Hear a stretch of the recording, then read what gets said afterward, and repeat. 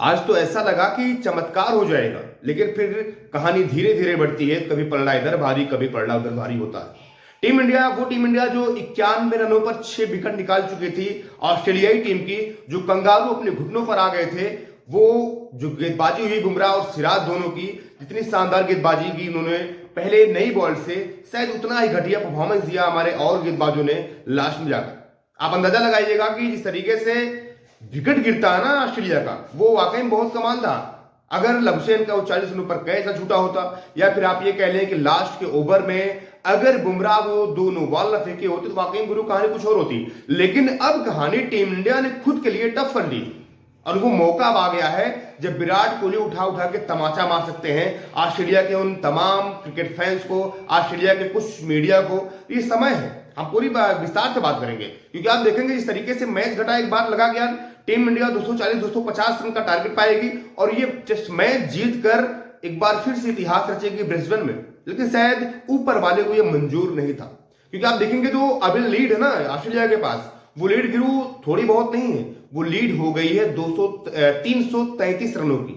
और इसके पहले आप देखेंगे तो highest successful chase in Australia, यानी कि ऑस्ट्रेलिया में सबसे सक्सेसफुल चेज को आप देखेंगे तो 414 रन हुआ था। वो था साउथ अफ्रीका और ऑस्ट्रेलिया के बीच में साल 2008 में।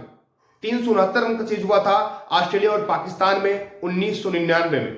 332 रन का चेज हुआ था इंग्लैंड और ऑस्ट्रेलिया के बीच 1928 में, और 328 रनों का चेज हुआ था इंडिया और ऑस्ट्रेलिया के बीच हुए मैच में 2021 में। यानी कि 28 तो आप पीछे छोड़ चुके हैं, अब आप पहुंच गए 33। अगर आप 5-6 और बना लेंगे तो शायद ये ऑस्ट्रेलिया में चेज का थर्ड हाईएस्ट स्कोर हो जाएगा, और ये इतिहास नहीं, इतिहास बनने वाला है। क्योंकि 328 तो आपने किया था ब्रिस्बेन में 2021 में, वो पीछे निकल गया।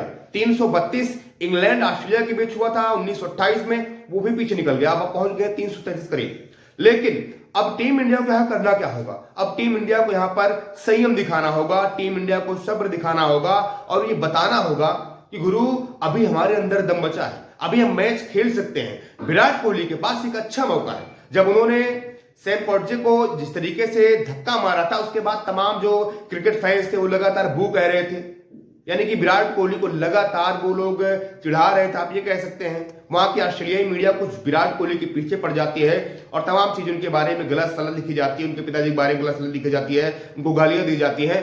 अब वही विराट कोहली के पास एक अच्छा मौका है कि अच्छी इनिंग खेले, ताबड़तोड़ बैटिंग करें, संभल कर खेले और दे लपेटे पे लपेटा खींच खींच के मारे उन तमाम क्रिकेट फैंस के ऊपर, जो ऑस्ट्रेलियाई क्रिकेट फैंस हैं, उन तमाम मीडिया के ऊपर, जो ऑस्ट्रेलियाई मीडिया है, जो विराट कोहली के बारे में अनाप शनाप बोल रहे हैं, जो मैदान पर आकर विराट कोहली को इस तरीके से उनकी स्लेजिंग कर रहे हैं, उनकी मजाक उड़ा रहे हैं, चुटकी ले रहे हैं। विराट कोहली के पास बहुत अच्छा मौका है।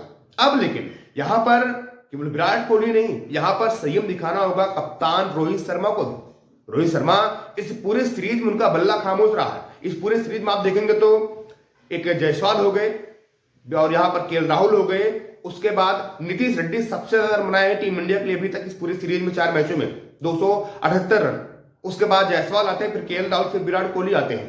तो यहां पर चाहे आपके कप्तान रोहित शर्मा हो या फिर आप ऋषभ पंत की बात कर लें, हर किसी को खड़ा होना होगा, हर किसी को रन बनाने की यहां पर कोशिश करनी होगी। क्योंकि भैया वो दौर चला गया, वो मैच निकल गए, वो पारियां निकल गई कि आप पीछे मुड़कर मत देखिए कि हमने 51 पर आउट कर लिया था, अब हम क्या करेंगे, अब तो स्कोर बहुत ज्यादा हो गया। क्योंकि स्कॉट बोलैंड और नाथन लियोन के बीच में गुरु बहुत छोटी मोटी नहीं, बल्कि आप देखेंगे 110 गेंद उन्होंने खेली है और 110 गेंदों में 55 रनों की साझेदारी हुई है, जिसमें आप देखेंगे तो स्कॉट बोलैंड ने खेले हैं टोटल 65 गेंद और मात्र 10 रन बनाए हैं। आप इससे अंदाजा लगा सकते हैं कि स्कॉट बोलैंड का संयम कितना बेहतरीन था, वो डिफेंस कितने बेहतरीन तरीके से कर रहे थे। वहीं आप नाथन लियोन को देखेंगे तो नाथन लियोन ने भी शानदार बल्लेबाजी करी भाई साहब, 54 गेंदों का सामना किया, 41 रन बनाए और 4 चौके लगाए। और लास्ट में बुमराह के ओवर में नाथन लियोन ने 14 रन बटोरे। आप देखेंगे तो नाथन लियोन की पारी सिमट गई थी, ओवर की थी चौथी गेंद, तीसरी गेंद थी ओवर की, और बुमराह गेंदबाजी करते हैं, स्लिप पे खड़े केएल राहुल जैसे तैसे उस कैच को कंप्लीट करते हैं, लेकिन फिर उधर से अंपायर के इशारा आता है नो बॉल का, पूरी टीम सदमे में चली जाती है।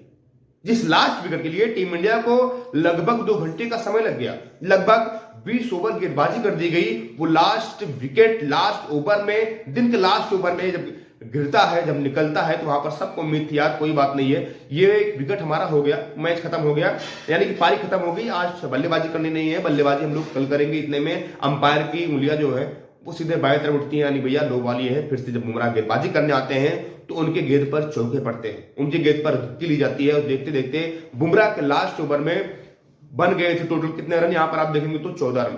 तो इस वजह से टीम इंडिया को अगर ये मैच जीतना है, अभी देखिए 333 की बढ़त हो गई है और नो डाउट अभी कम से कम ऑस्ट्रेलिया टीम 10 से 12 रन और बनाएगी, यानी कि आप ये मान लीजिए 350 की बढ़त उनके पास है। और कल वैसे भी जो मैच होगा ये 98 ओवरों का मैच होगा। इन 98 ओवरों में अगर टीम इंडिया 90 ओवर खेलती है तो इसमें संभावित क्या है, चाहे ड्रा करवाइए चाहे ये जीते मैच, इसको हारना बिल्कुल नहीं है, क्योंकि यहां पर विराट कोहली, रोहित शर्मा, केएल राहुल और जिस तरीके से ऋषभ पंत, नीतीश रेड्डी, जायसवाल को और वाशिंगटन सुंदर, जडेजा को, सबको अच्छी बल्लेबाजी करनी होगी। एक साथ चलकर इस मैच को जीतना होगा, इस सीरीज को फतेह करना होगा।